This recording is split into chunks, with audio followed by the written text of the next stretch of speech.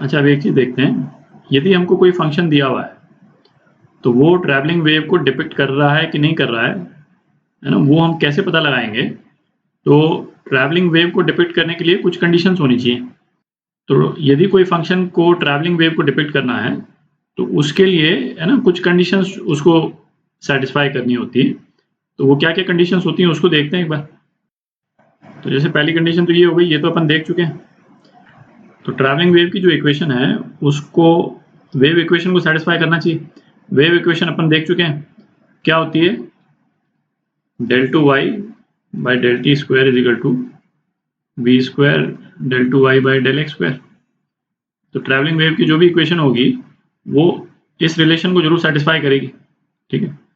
और इस रिलेशन को सेटिस्फाई करने के लिए ये भी अपन ने देखा कि ट्रैवलिंग वेव की जो इक्वेशन होती है वो इस फॉर्म में आती है ना, या तो प्लस माइनस vt। पर अब क्या है कि हर इक्वेशन जो इस फॉर्म में हो, है ना, वो जरूरी नहीं है कि ट्रैवलिंग वेव हो। तो मतलब ट्रैवलिंग वेव होगी तो वो इस फॉर्म में होगी क्योंकि उसको ये वेव इक्वेशन सेटिस्फाई करनी होती है, ठीक है। और इस फॉर्म में होगी तो ये वेव इक्वेशन वो सेटिस्फाई करेगी। पर हर इक्वेशन जो इस फॉर्म में है, अभी देखेंगे अपन एग्जांपल देखेंगे और क्लियर हो जाएगा उससे। हर इक्वेशन जो इस फॉर्म में है वो जरूरी नहीं है ट्रैवलिंग वेव की इक्वेशन हो, ठीक है। क्यों? क्योंकि दो कंडीशंस और हैं, ठीक है, देखते हैं उनको। तो ये आ गई आपकी, जैसे ये दूसरी कंडीशन है। एक तो ट्रैवलिंग वेव फाइनाइट होनी चाहिए, y की वैल्यूज x की हर वैल्यू के लिए फाइनाइट होनी चाहिए, इन्फिनिटी नहीं आना चाहिए, ठीक है। और सिंगल वैल्यूड होना चाहिए।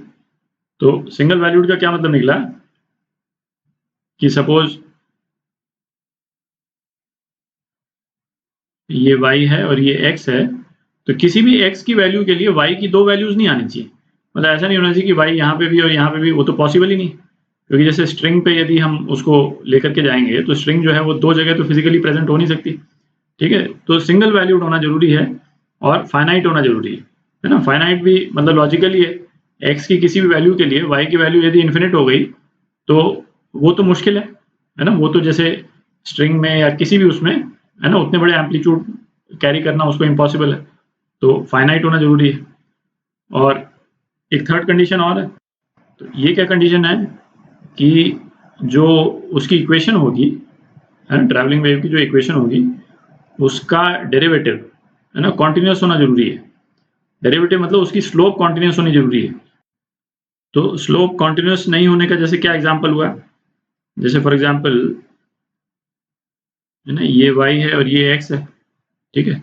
तो यदि इस तरह का यदि कोई फंक्शन बनता है ना, बेसिकली जैसे ये जो पॉइंटेड एरिया जो है ना, ये यदि किसी भी फंक्शन में आता है तो वहां पे स्लोप कॉन्टिन्यूस नहीं होगी। क्यों कॉन्टिन्यूस नहीं होगी? क्योंकि आप देखें इस वाले पॉइंट पे, इस वाले पॉइंट के जस्ट पहले, ये आप मैथ्स में पढ़िएगा काफी डिटेल में, है ना, इस वाले पॉइंट के जस्ट पहले स्लोप क्या है? ये है स्लोप, आप देख रहे हैं। और इस वाले पॉइंट के जस्ट आगे, है ना, स्लोप क्या है? ये है स्लोप, दिख रहा है। तो ये जो चोंच जो आई ना, है ना, ये इस तरह का फंक्शन या इसका इन्वर्टेड इस तरह का फंक्शन, ये जो ये पॉइंटेड जो ये आता है ना, इसमें ये स्लोप को डिसकंटिन्यूस कर देता है, ठीक है। जैसे इस वाले पॉइंट पे भी स्लोप जो है, इस वाले पॉइंट के जस्ट लेफ्ट में स्लोप जो है वो ये है और जस्ट राइट में जो है स्लोप ये है, ठीक है। मतलब ये हो गया एंगल और ये एंगल हो गया। तो इस तरह का फंक्शन भी जो है वो वेव फंक्शन नहीं हो सकता, ठीक है। अब कुछ एग्जांपल देखते हैं, उससे बिल्कुल क्लियर हो जाएगा। तो अब जैसे कुछ फंक्शंस लेते हैं, जैसे यदि y is equal to x minus v t whole square मैंने ले लिया, ठीक है। ये इस वाले फॉर्म में तो है, ठीक है, ये इसको भी सेटिस्फाई कर देगा, ठीक है। तो ये फंक्शन है कि नहीं है? अच्छा, इसको यदि आप डेरिवेटिव निकालिएगा तो इसका डेरिवेटिव भी कॉन्टिन्यूस आएगा, ठीक है। और ये जो है वेव फंक्शन नहीं है। ठीक है, ये फंक्शन क्यों नहीं है? क्योंकि ये फाइनाइट नहीं है ना। मतलब x जब इन्फिनिटी को टेंड करेगा तो ये फंक्शन भी, y की वैल्यू भी इन्फिनिटी को टेंड कर जाएगी। तो इसलिए ये वेव फंक्शन नहीं है, ठीक है। तो इस फॉर्म के कोई भी जनरल फंक्शन है ना x plus minus v t raise to power n, जहाँ पे n जो है वो पॉजिटिव इंटीजर है, वो जो है वेव फंक्शन नहीं होंगे। क्यों? क्योंकि x यदि इन्फिनिटी को टेंड करेगा तो y भी इन्फिनिटी को टेंड कर जाएगा। ठीक है। अच्छा, अब एक और फंक्शन देखते हैं, y is equal to 1 upon x minus v t. ठीक है, इस फंक्शन को भी देखिएगा तो इस इक्वेशन को सेटिस्फाई कर देगा, ये वेव इक्वेशन को ये सेटिस्फाई कर देगा, और इस वाले फॉर्म में तो है ही। ठीक है, पर ये भी वेव फंक्शन नहीं है। क्यों? क्योंकि at x is equal to 0 और time is equal to 0 y क्या हो गया है ना, y जो है वो इन्फिनिट हो गया। ठीक है, तो और y की वैल्यू जो है इन्फिनिट हो नहीं सकती, तो ये भी जो है वो वेव फंक्शन नहीं है। ठीक है,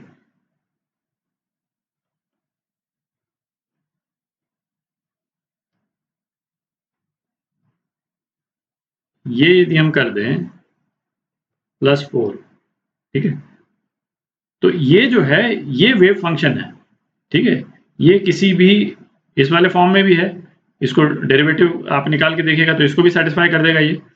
ठीक है, और किसी भी वैल्यू पे इन्फिनिट नहीं जाता है, x is equal to x और y, x और t यदि 0 है ना, तब भी ये 1/4 आती है y की वैल्यू जो फाइनाइट है ना, और बाकी कंडीशंस को भी सेटिस्फाई करता है। तो ये जो है ये वेव फंक्शन है। ठीक है, एक और फंक्शन देखते हैं। y इज इक्वल टू है ना a sine x minus v t. ठीक है, तो ये वाला फंक्शन भी इस वाले फॉर्म में है ना, f इस वाले फॉर्म में है, f x minus v T वाले फॉर्म में, इसको भी सेटिस्फाई करेगा ये। ठीक है, वेव इक्वेशन को सेटिस्फाई करेगा, फाइनाइट है, सिंगल वैल्यूड है, तो और इसका डेरिवेटिव भी कॉन्टिन्यूस है। ठीक है, तो ये भी जो है वेव फंक्शन है।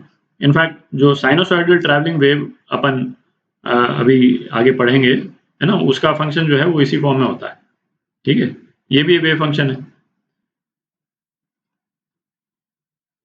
इसको देखते हैं, e raise to power x minus v t, ये वेव फंक्शन है क्या? ठीक है, ये भी जो है वो इस इक्वेशन को सेटिस्फाई कर देगा, इस फॉर्म में भी है, पर ये फाइनाइट नहीं है ना, क्योंकि इस वाले केस में भी यदि x इन्फिनिटी टेंड करेगा तो y जो है वो इन्फिनिटी को टेंड कर जाएगा। ठीक है, तो जो पॉसिबल नहीं, तो ये भी जो है वो वेव फंक्शन नहीं।